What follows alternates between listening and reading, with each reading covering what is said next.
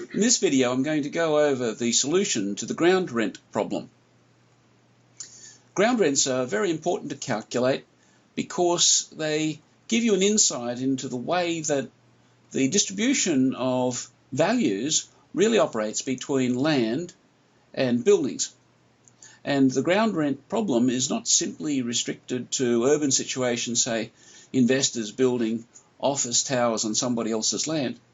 They're also relevant to a variety of pastoral situations, and I think these applications are probably going to continue into the future. And so if you see yourself operating in regional Australia, where your interests are going to be purely in terms of rural lands and so on, don't think that the ground rent problem is going to escape you. It's also relevant for those situations where farmers or pastoralists hold leasehold tenure from the government. A few years ago, the New South Wales government, or the Lands Department, discovered that rents on government leasehold land, and this was pastoral leaseholds, had fallen down to the point where they only represented about, well, a few percent of the true rental value of the land. And so the government at that stage undertook to rationalise that, either by selling the land to the lessees at a value which was consistent with the rents that had been charging, or bring the rents up to the market value. That's now a bit of history, but it reflects the way that one way or another calculations were applied to the pastoral situation, leasehold, to work out what the true ground rent should have been. The example we're going to be doing here, while it may appear complicated at first sight, is really one of the simpler ones, but it gives you the opportunity to see the kind of mathematics that's involved, the steps in the solution, if you like, and you'll be able to then use those same steps to solve other problems to do with ground rents in your own professional practice. So take this solution carefully, not just because of its mathematics, but also, as I say, because it gives us an idea of valuing these different property rights. And that's a very important theoretical notion to have under your belt. Let's get to the solution now. I'm going to do the ground rent solution in two steps. The first one is what I'm calling the simple ground rent computations, and this is only going to require us to solve three equations down here as so. I'll let you read through the circumstance, the situation, the problem that we're solving here in your own time. What we're doing is very simply looking at a situation where there is a known rental for a property, there is a known value for the improvements of the property, which is going to be taken over by an investor from the landlord. The investor is going to be able to take the property rents for themselves, so in this case it's $2.95 million, but they're going to pay ground rent to the landowner. And the question is, what is the ground rent going to be? The other bits of data that we need is an idea of the investor's required rate of return, so that's the investor discount rate of 15%. We also need to know what property is doing. In this case we've got property growth down as 4% per annum, and we've got the length of the lease for the property, which is the building lease period of 40 years. So that's our data. First, we're going to look at it because we've got growth involved. We have to include growth, and we're going to do that by using the compound discount rate. Now, we've done that before, so that's fairly straightforward.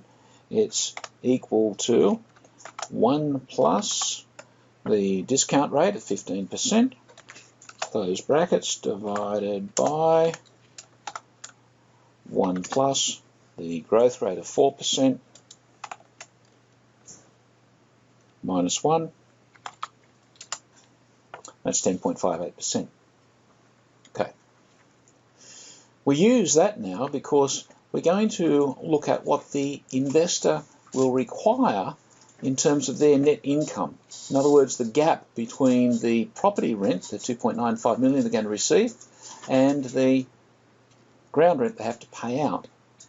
how much are they going to need to keep in their pockets in order to amortize their payment of $22 million. What we're assuming here, you see, is the investor comes in, pays out $22 million for the right to earn $2.95 million per year in rent and pay a certain amount of ground rent.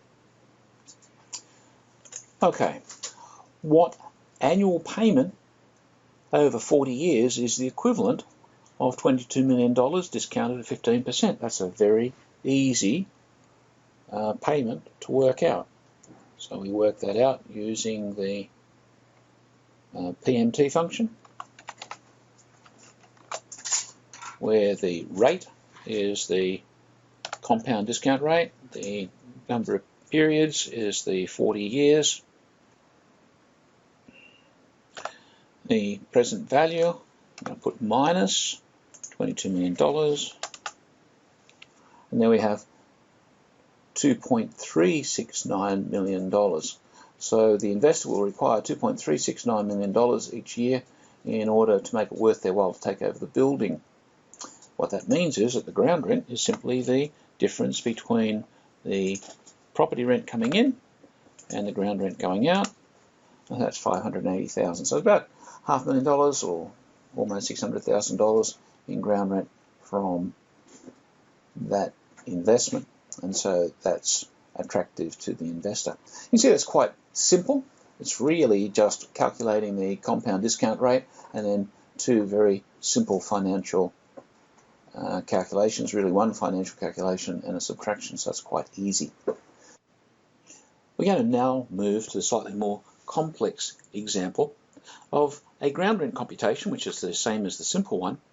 Only in this case we're going to consider a more complex situation where instead of taking over a completed building, the investor intends to take over a vacant block of land, build a building upon it, and then pay ground rent to the landowner while earning property rent from leasing out the completed building. So there's going to be a few more variables, and the most important one is that the investor now is putting up the cost of the construction. They also have to factor in, or we have to factor in, the whole complication of the development period. So if we go down and look at the data, we've got a similar property rent at the end. We've got a understanding here of the development costs. We've got a development period. We've got the investor discount rate. We're using a different rate for this example, property growth rate, and a building lease period. In some ways, the solution is has some similarities. Let's look at how we solve it now. The first thing again is that we're going to be interested in the investor's compound discount rate. And so we work that out the same way as before. So that's 1 plus the discount rate, close brackets, divided by, open brackets, 1 plus the growth rate, close brackets, minus 1. We're going to look at the future value of the development costs at the end of the development period. Okay, what have we got here? We've got the present value of the development costs, so that's today. However, we're looking at what the investor is going to need to recoup at the end of the investment period, at the development period, because during that time the investor is spending a lot of money, having the builders come in and do what they do, but not earning any income. And so $16 million today, we've got to find out what that's going to be worth at the end of the development period. It's a fairly simple future value question. Here we're going to do the future value at the rate, which is the investor discount rate. And that's going to be over a period of time, which is the development period. There's in months. I'm going to divide that by 12.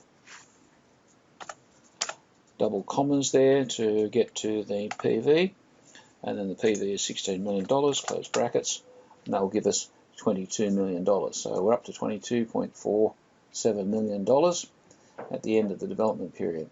So that's what the investor is going to be out of pocket. That's what they need to make the investment worthwhile. That then translates into a payment. So we do the payment function, Now the rate here, because we're going to have property growth, instead of using the investor's discount rate, we're going to use the compounded discount rate. Now the number of periods is the 40 years of the building life, and we now put in the present value of the development costs, which at the beginning of the lease period is going to be the $22 million. And away we go. So that means that the investor must receive $1.8 million per annum in order to amortise their investment, which has a future value of $22 million as the building is leased up. Next, we want to look at what the property will rent for at the end of the development period. Now we have the $2.95 million, however that's not what the investor is going to be earning in 3 years' time, because property growth is going to increase it. So we need to do a future value here. Here we're going to be increasing the value by the property growth rate, and it's going to be over a period of time, which is the 36 months of development divided by 12.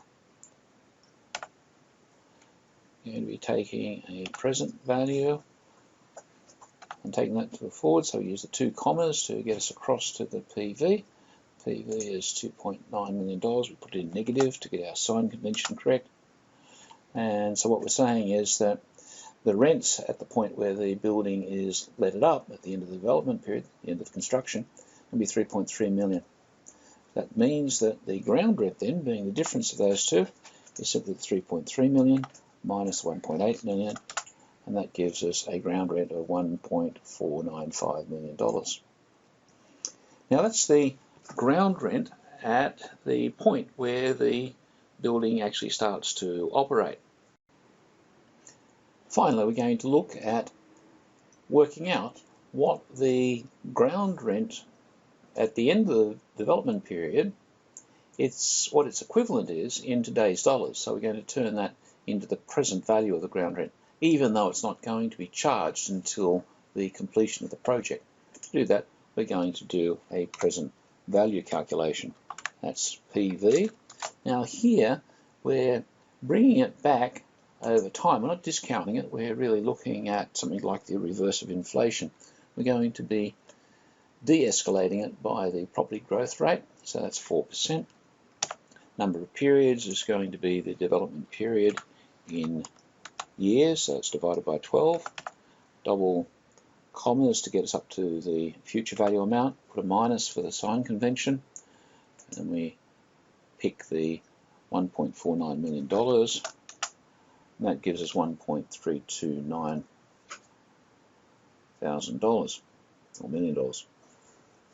And that completes the ground rent calculations. There are a number of other variants, of course, depending on what project, what the situation is. But if you can calculate ground rents at this stage, you've now mastered the overall dynamics of how they work. Basically, it's a matter of working out what the return is to the improvements and then calculating the ground rent really as a residual. And so we find this almost as a chorus that runs all the way through the course, that rent and land value always acts as a residual.